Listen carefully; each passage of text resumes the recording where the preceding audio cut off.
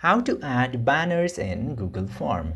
Now, in order to add banners in Google Forms, you just simply need to open your Google Form at very first.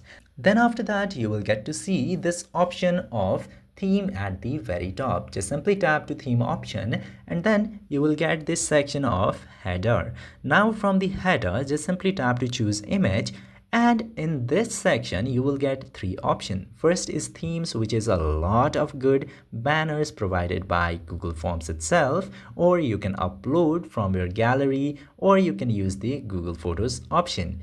I'm gonna select the theme option for now. Just simply select the image that you like in order to make your form's banner. For example, I'm choosing this one, and after that tap to insert button. Then you just simply need to tap into the apply option at the very top right. And as you can see here, the banner is added to Google Forms. I hope this video was helpful to you. If yes, don't forget to hit that subscribe button.